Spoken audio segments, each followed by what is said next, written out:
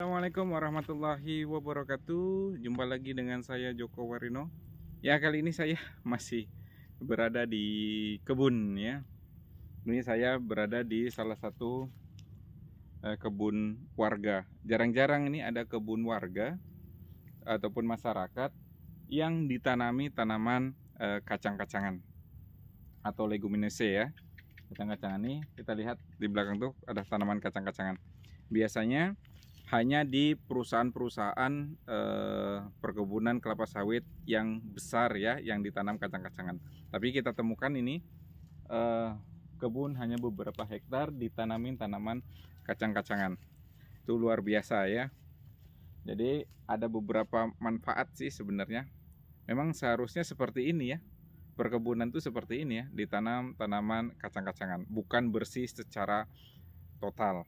Kita cek dulu ya, kita cek, baru nanti saya akan berikan penjelasannya. Oke. Nah, ini tanaman kacang-kacangannya. Ini luas sampai sana ya. Luas sampai sana. Tapi ini karena tengah hari ya, panas saya jadi nggak jalan-jalan ke sana ya. Nih, sana. Sana juga tuh. Sampai ini mungkin hanya 2 hektar. Tapi ya lumayan lah ya, mempraktekkan teori yang ada tanaman kacang-kacangan. Jadi sebenarnya ada beberapa manfaat tanaman kacang-kacangan untuk tanaman kelapa sawit.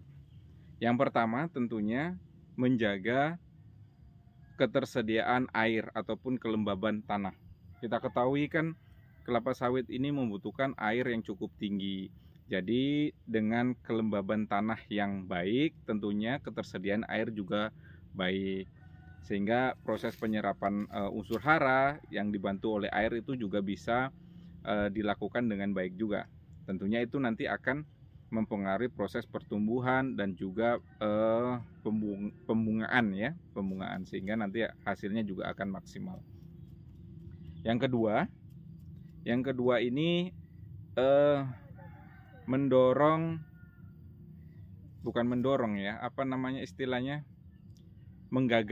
pertumbuhan gulma ya, menekan pertumbuhan gulma.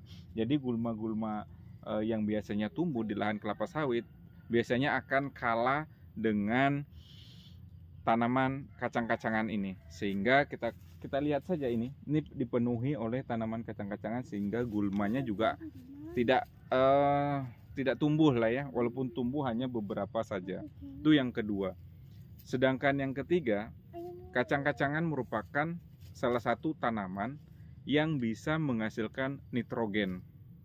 Yaitu prosesnya proses fiksaksi N namanya ya, dimana tanaman ini bisa memproduksi nitrogen dalam jumlah yang bisa dikategorikan lumayan lah ya, untuk kebutuhan kelapa sawit. Walaupun tidak sepenuhnya dikoper dari tanaman kacang-kacangan ini, tapi setidaknya nitrogen tersedia di dalam tanah cukup besar karena ada tanaman kacang-kacangan ini.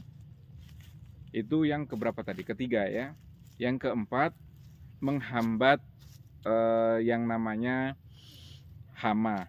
Ya, bisa kumbang tanduk ya. Kumbang tanduk juga salah satu hama yang biasanya menyerang tanaman kelapa sawit. Kemudian juga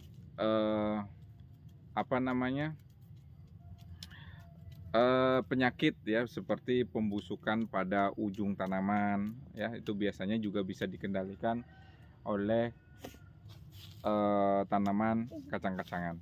Ya mungkin 4 itu yang paling utama ya untuk tanaman kacang-kacangan. Makanya di perkebunan ataupun di perusahaan yang jumlah sawitnya itu besar, wajib ya hukumnya bagi mereka itu menanam tanaman kacang-kacangan karena banyak sekali manfaatnya.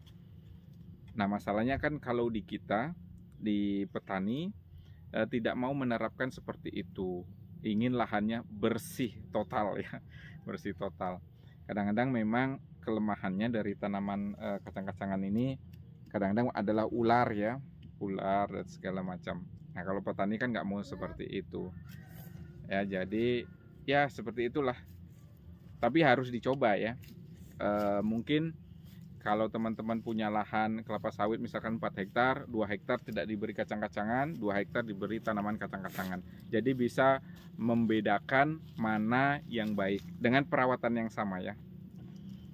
Mungkin itu aja penjelasan saya kali ini. Semoga bermanfaat. Assalamualaikum warahmatullahi wabarakatuh.